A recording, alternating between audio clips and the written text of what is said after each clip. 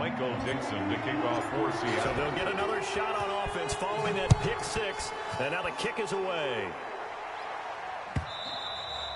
And this will not be returnable. It's out of the back of the end zone for a touchback. 25-yard line.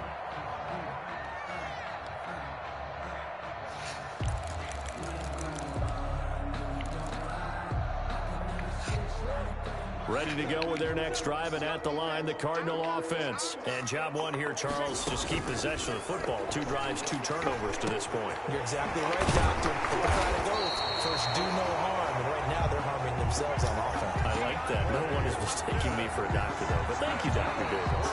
First play of the drive, a success, 19 yards. First and 10 at the 10-0 to score after 1 on EA Sports. With the score, Seahawks 10, Cardinals nothing. Took just 1 play to move all the way to the 44 as they try again on first down. Here's Murray as he sets to throw it. That's going to be caught by Kirk. And taking it across midfield and inside the 45.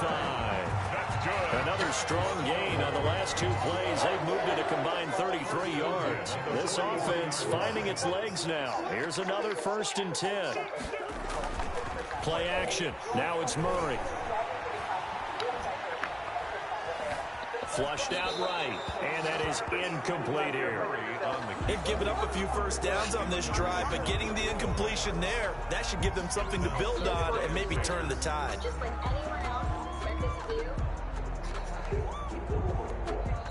So second down, still 10 yards to go. Ball on the 43. Murray a give. This is Drake.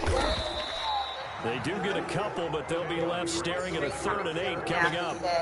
Sometimes you're aligned perfectly and the play comes to you, and sometimes you cover some ground to go make the plays we just saw there. We saw a great example of perseverance right there on that play. Got to be careful. They might want to throw one over his head as this game progresses. Break through my boy 40, but we will say that Drink Champs got a big up Murray. 40 on And that is incomplete. Marquise Blair, second-round pick from Utah, there to bat it away. So a couple of first downs on this drive, but it's looking like another empty possession. Those empty possessions are certainly starting to pile up. So the adjustments that teams talk about all the time have to be taking place. They've got to analyze what's breaking down and figure a way to fix it.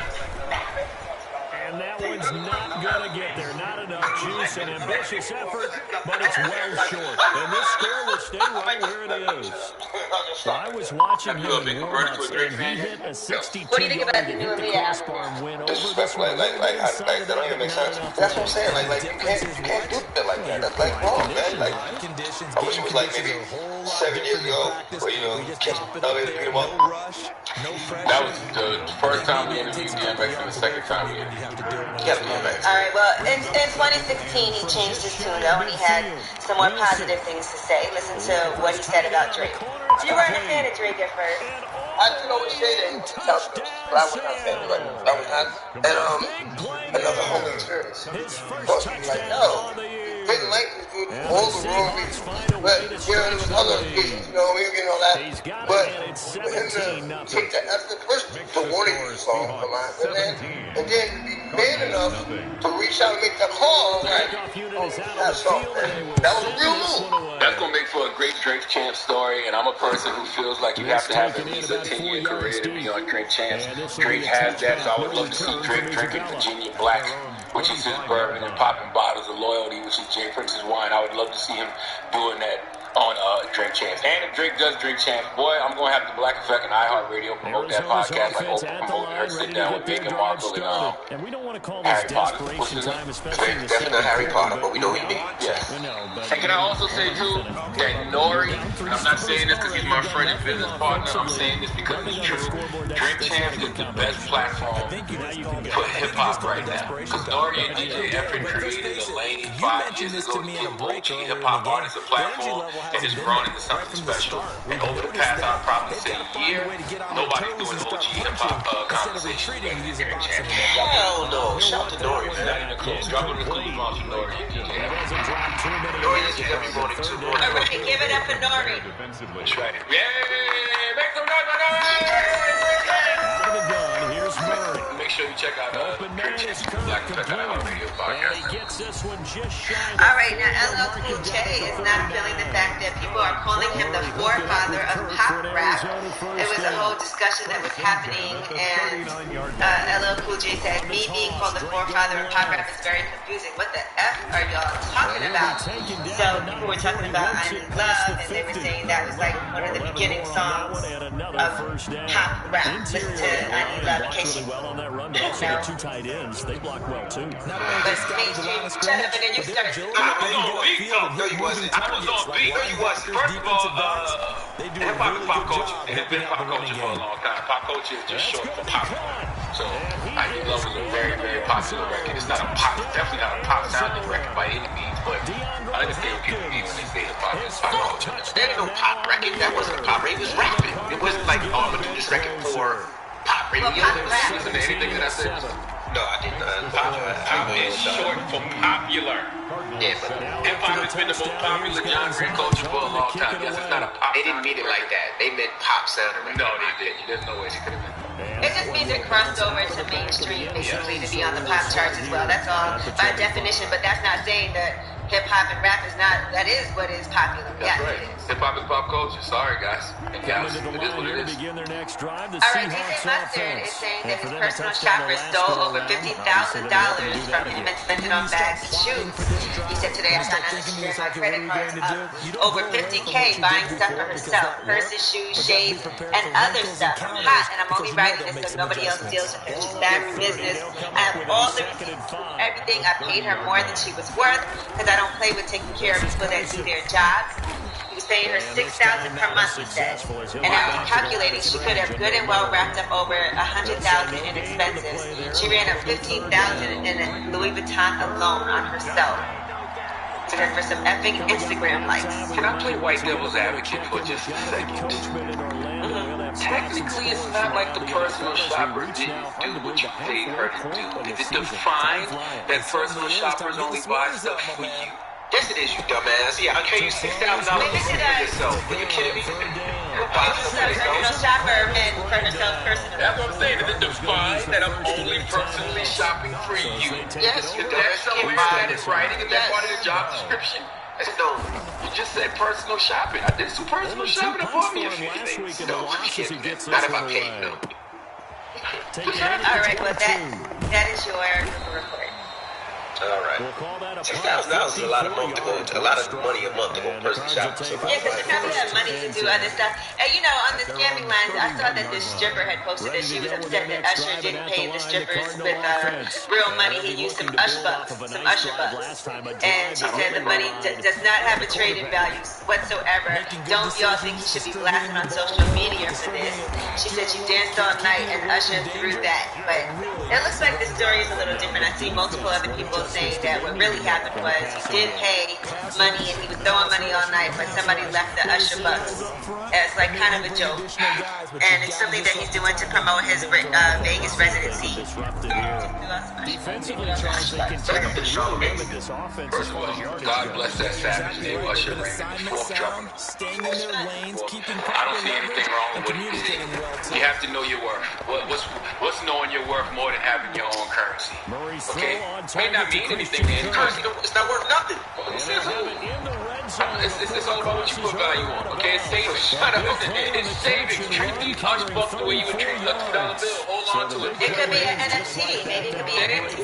See, come on, yeah, there you go. There you go. There you go. Thank you. Ush Bucks NFT. Go ahead and make $160,000 off of these Ush Bucks. You play around if you want. You take your $1 to a store, Louis Vuitton, Gucci, or any of the stores, you get arrested. Don't even take it to McDonald's, wherever you go. Dollar store, you're going to get arrested. I want Usher. I'm going to be honest with y'all. I really need Usher to do it first.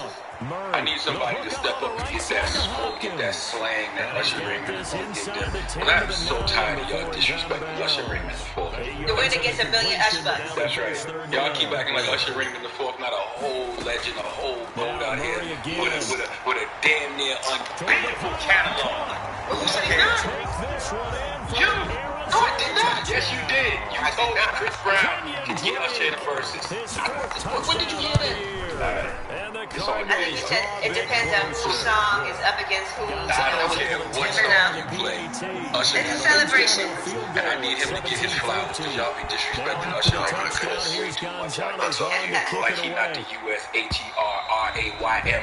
Will bounce out of the back of the end zone, so we will start. Oh, you must say with D, right? Yeah. All right, guys, we gotta end the show. Coming to the line here to begin their next drive, the Seahawks offense. And with time quickly fading here in the second quarter, not sure how aggressively, offensively they want to play this. I think we'll find out just how much they trust their guys in this situation if they decide to take a shot. David Moore, the intended target, and that'll bring up second down. Now second and 10 at the 25-yard line.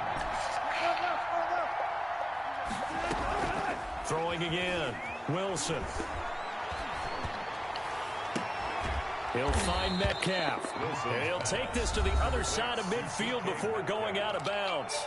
Now the Seahawks going to use the first of their timeouts as they'll stop the clock with 12 seconds to go in this first half.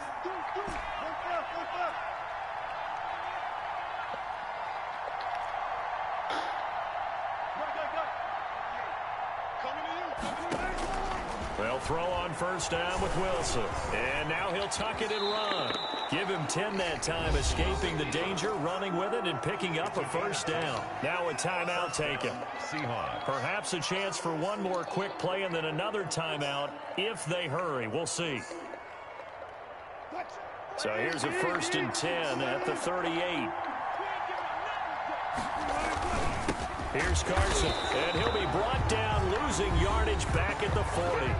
And with just 4 seconds left in this first half, a timeout call.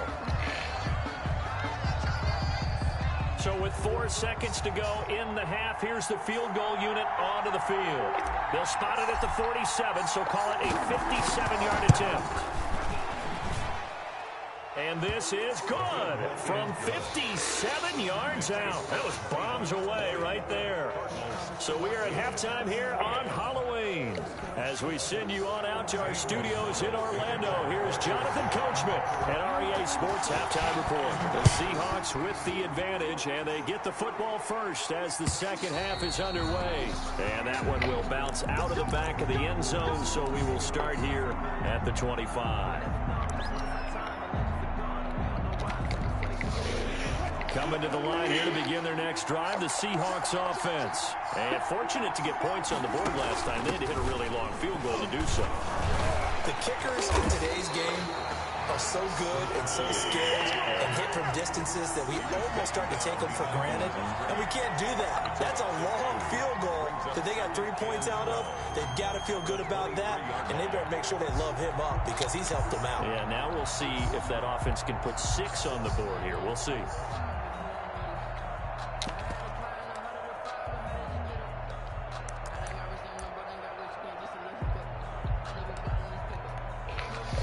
The opening play of the drive goes backwards. Now they'll come up on 2nd and 12. From the shotgun, Wilson. Philip Dorsett hauls it in. Wilson. And he'll be out of bounds right at the 40. He was held without a catch in the first half, but he's got one here, and he also picks up a first down.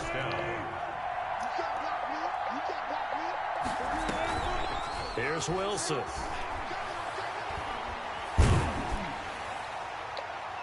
And that is caught on the right sideline, but out of bounds, says the line judge. The throw took him a little too far. It's 2nd down. Well, there's times when you see these catches that are made, and we just know the guys playing it are really wishing for college rules. Only need that one foot down instead of 2. It's awfully difficult on the sideline, isn't it? So 2nd down and 10. Once again, they'll go from the 40.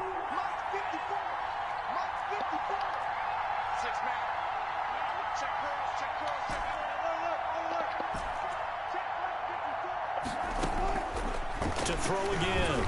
Wilson complete on the quick throw to Moore. And he'll be taken down, but not before he works it past the 50. He was held without a catch in the first half, but he's got one here, and he also picks up a first down. Now it's Carson. And nothing doing. He's immediately taken down at the line of scrimmage. Tackle made there by Jordan Hicks. So after the run for no gain, here's 2nd and 10. At the 46-yard line. They run again with Carson. And he's got this down to the 35. 11 yards there, 1st down. Well, you certainly have to give a little credit here because they're playing this game now at their pace. This is ball control football, sustained runs, taking their time, and making it work. They'll run with a former Tar Heel, T.J. Logan. This will be stopped about 2 yards shy of the marker. 8-yard gain, 2nd and 2. Looks to me like maybe there's a little attrition setting in with this drive, because when you see that type of a run, I get the feeling the defense get a little bit tired. And that's the last thing they need, especially when they look up at the scoreboard. And only a yard this time as he's taken down right around the 26. But not much on that run, Charles. No, that's exactly the way to execute a run blitz there. They guessed correctly that they would move the ball on the ground, honed in on it, and stopped them. Mark that down for a win in the defense's column. And he is going to have a Seahawks 1st down as they're able to convert, albeit not by much, on 3rd and a yard. Well, this has been a long drive. In fact, it's eaten up a good chunk of the 3rd quarter, which is precisely what you want when you're playing with the lead. You control the football, you control the clock, and impose your will on the defense. Tackled back at the 28-yard line.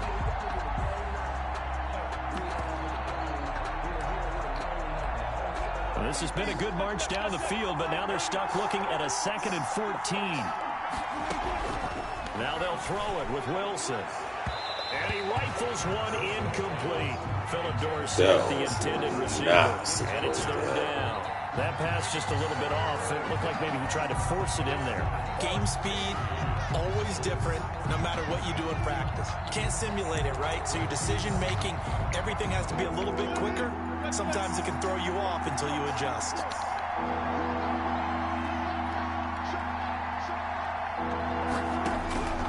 3rd and long, it's Wilson. And they do get him down, but not before he's able to slip it inside the 5-yard line. They're able to convert on 3rd down, and that sets up a 1st and goal.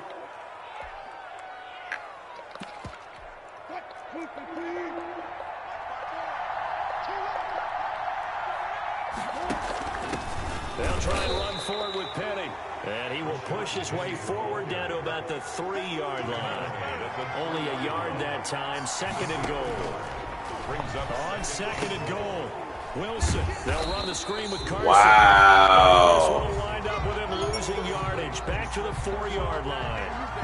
It'll be a loss of a yard, and that'll make it 3rd and goal.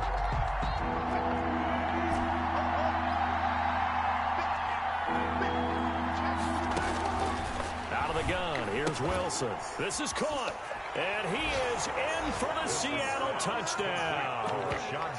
Rashad Penny, his 6th touchdown of the season, and the Seahawks add on to their lead. Circle that drive because that might be one to remember. Well executed to give them a little cushion. Well, let's take it into the boxing ring. You talk about them commanding it, keeping the fight where they wanted to, whether it was in the center of the ring or putting them on the ropes because it was jab, jab, jab. And finally, the haymaker to put that drive away. Point after, right down the middle. And the lead now stands at 13. Fields it in the middle of the end zone. And this will be a touchback. No return from Isabella. At their own 25-yard line. Arizona's offense at the line, ready to get their drive started. And that last drive, so effective in the passing game, resulting in the touchdown. Maybe not many people were focused on the trenches. There was good protection there. Excellent protection. So now, defensively, you've almost got to get down to those starters blocks like you're a sprinter. Get lower than those guys on offense and find a way to roar through them or around them to get into the face of the passer. Easier said than done, though. Way easier said than done. But they've got to try something because right now, they're just cutting them to shreds. And they're going to have this across midfield and inside the 45. So from Seahawk territory now, it's 1st and 10 at the 44-yard line. On play action, it's Murray. He's going to hit his man out of the backfield, complete. That catch good for only a couple. One thing I think that's safe to say defensively, the tackling's been really good. And because of that, it's been very, very hard for them to move the ball because you're not getting the benefits of run after catch. They tackle him almost on the spot. That means you have to run extra plays, harder to move it. And completes it to Kirk over the middle. 19 yards to pick up there. Move the chains. 1st and 10 at the 22-yard line. First down, Murray. Eluding the pressure right. And his pass incomplete. So much for the best laid plans and best designed plays. That was good coverage along the sidelines. No place for that one to get in there. It sails incomplete. So after the incompletion, 2nd and 10 from the 22.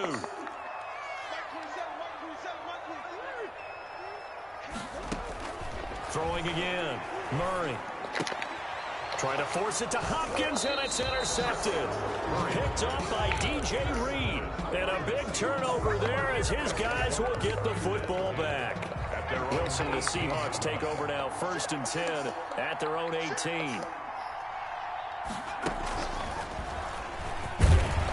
They run on first down as they get about 3. 2nd and 7 forthcoming.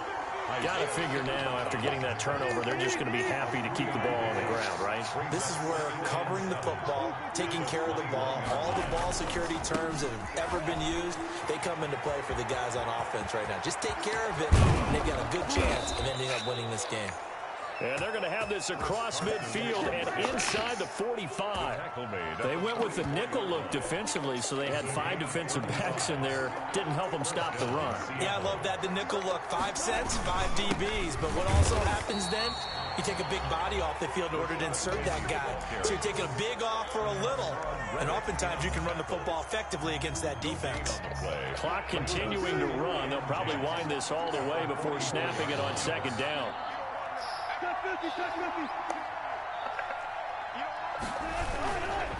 They'll try and run some clock here as they keep it on the ground. And again, he's going to be stopped up right at the line of scrimmage.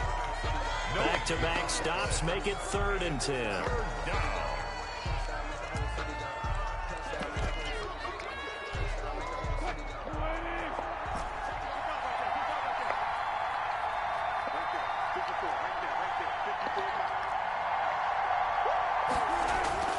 Here's Wilson.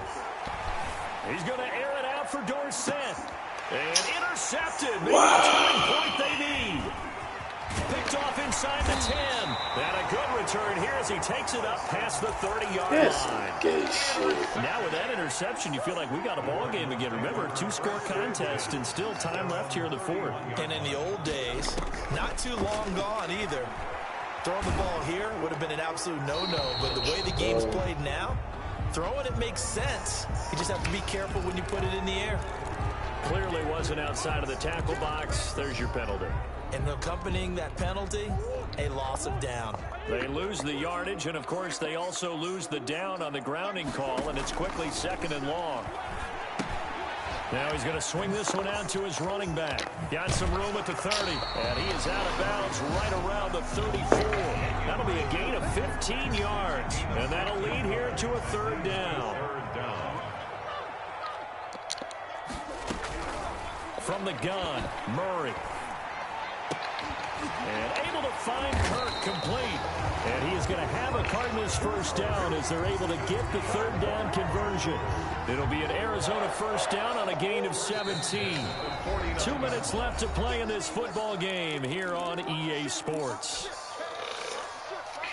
So the Cardinals, they've got the football here as we get you reset. They've got a 1st and 10 as they search for a late score.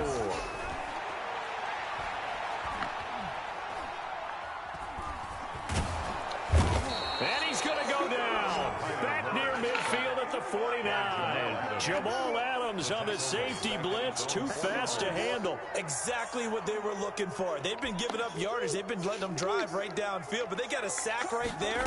How about that for a little bit of revenge?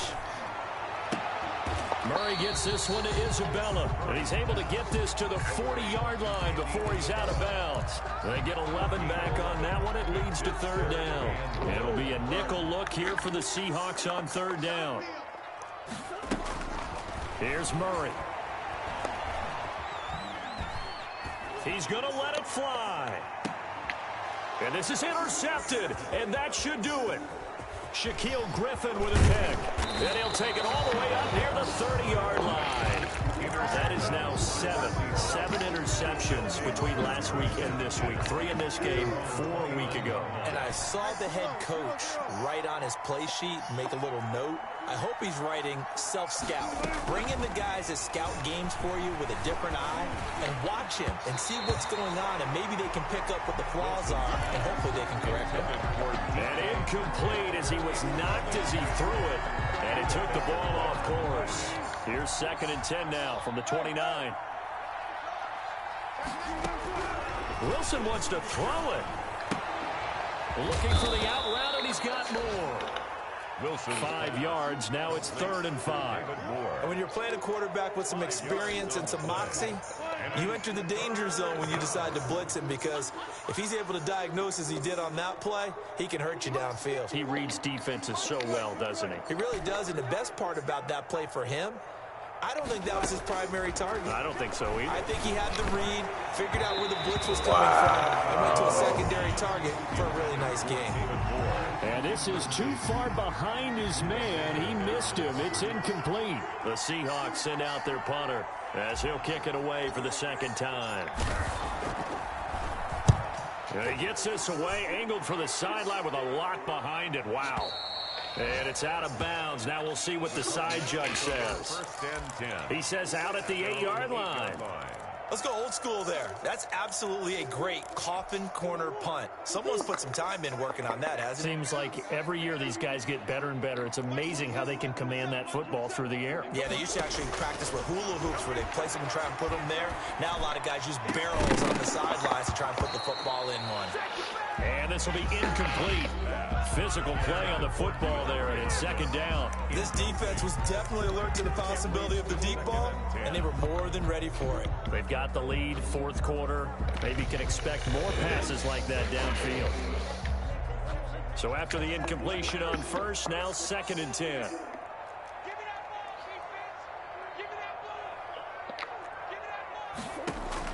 To throw again, Murray. Now a desperation throw deep downfield, and that's incomplete. Clock stops with 10 seconds left. DeAndre Hopkins once again the intended target. 3rd down here. Defensively. Shotgun now from Murray. And he's got his favorite target yet again. It's complete. And now we'll get a timeout here. They're able to stop it with 1 second to go in this game. All right, they're going to try and keep hope alive here on 4th down. They're going for it. Murray, one final try.